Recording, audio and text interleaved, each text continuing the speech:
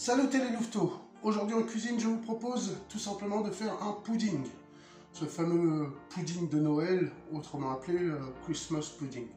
Voilà, donc on va le revisiter un peu dans la forme et puis aussi également dans les goûts. Et donc on va essayer de se régaler un petit peu. Alors il faut savoir qu'au départ le pudding c'est même pas un gâteau, c'est même pas un gâteau sucré, c'est un gâteau salé à base de viande. C'était pour conserver la viande au Moyen-Âge que les Anglais ont inventé le pudding. Enfin bon, bref. Toujours est-il, c'est qu'aujourd'hui on va faire version sucrée forcément, et puisque le Christmas pudding est une version sucrée du pudding. Voilà. On y va, c'est parti. Donc dans un saladier, j'ai coupé du pain, des restants de pain sec. Des chutes de pain, du pain sec, il y a un peu de tout. J'y ai mis aussi à peu près 50 g de raisin sec. C'est comme vous voulez, si vous n'aimez pas, vous passez cette étape. Alors, la revisite va aussi concerner le liquide. Habituellement, on met du lait. On sait tous qu'aujourd'hui, beaucoup de gens font de l'intolérance au lactose.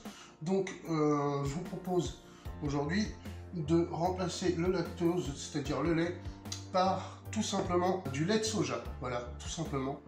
Qu'on va venir tout de suite chauffer avec les 120 g de cassonade. On va mélanger le lait et le sucre dans une casserole et on porte ça pas à ébullition, mais juste à ce qu'il soit chaud. Alors pendant que le lait est en train de chauffer, voilà, on a préparé des kiwis. 3 kiwis pour un pudding, ça suffit. Donc j'ai tout simplement épluché les kiwis, je les ai coupés en cubes, sauf que j'ai gardé 4 rondelles. Voilà, entières, épaisses de à peu près un demi centimètre. Voilà.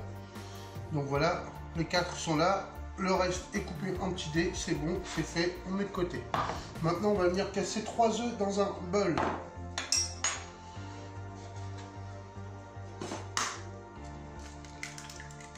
Ah, un double. Yes, papa. Merci, Yanos.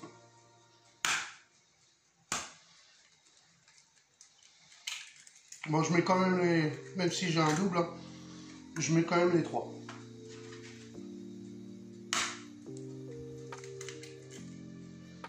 Hop.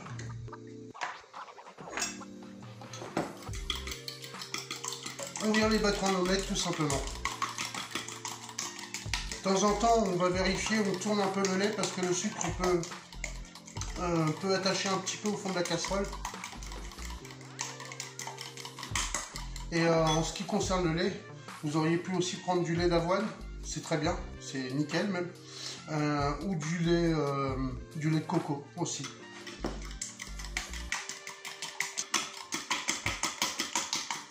Ça c'est fait, on met de côté, on réserve. Dans un moule à cake, pour changer justement la forme qui généralement est soit présenté, le pudding est soit présenté dans un moule à manquer ou soit dans un moule carré, rectangle ou carré.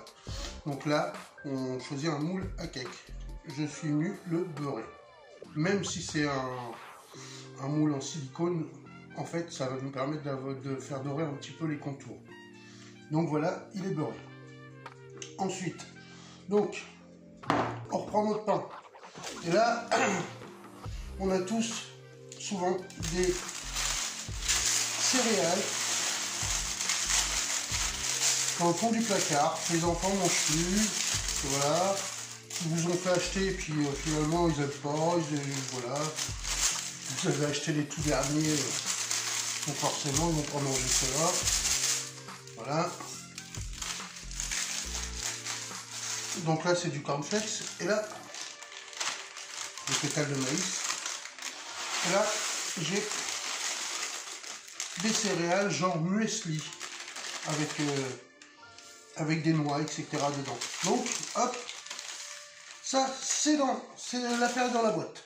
Donc, sur notre préparation là, on vient verser le lait quand il est fumant.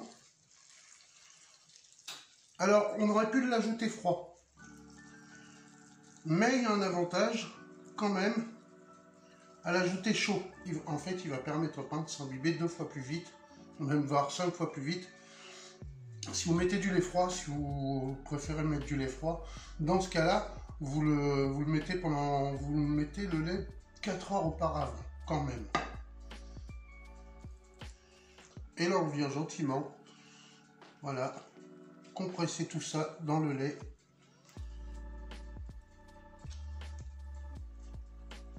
Alors en pain, vous pouvez mettre ce que vous voulez, du pain aux céréales, du pain de campagne, du pain viennois aussi. Moi j'ai des petits morceaux de pain viennois aussi dedans. Donc voilà, il faut savoir qu'en boulangerie, pâtisserie, quand on vous vend un pudding, c'est que des restes de gâteau en fait. Hein. C'est à peu près le même système, sauf que ce n'est pas du pain. Ou pas que du pain, il y a aussi des restes de gâteau dedans et de viennoiserie surtout.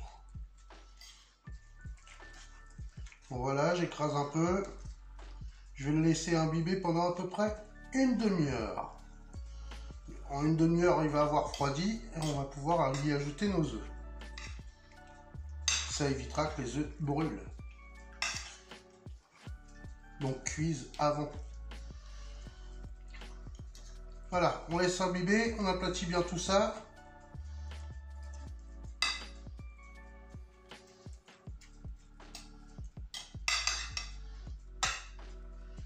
Donc là, j'ai du beurre fondu. J'ai mis à peu près 70 grammes de beurre fondu.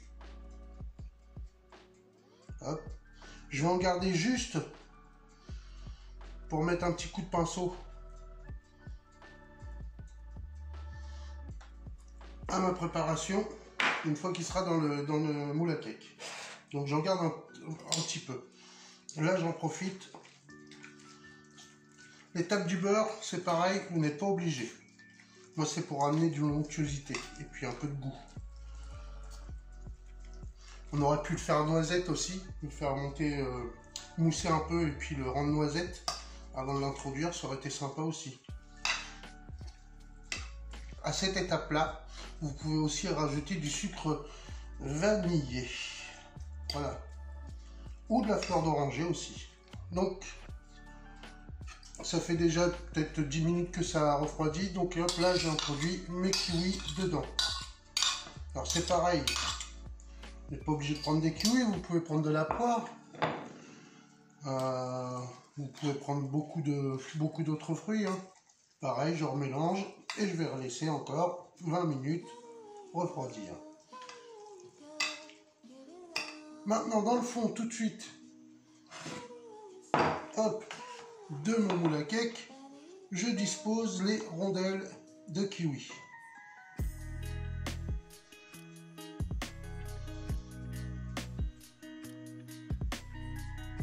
Donc, voilà, ça refroidit à peu près pendant une demi-heure. Et là, on vient y incorporer tout simplement nos œufs battus. Allez, on continue, on commence. On mélange bien notre appareil en écrasant un peu plus ce coup-ci.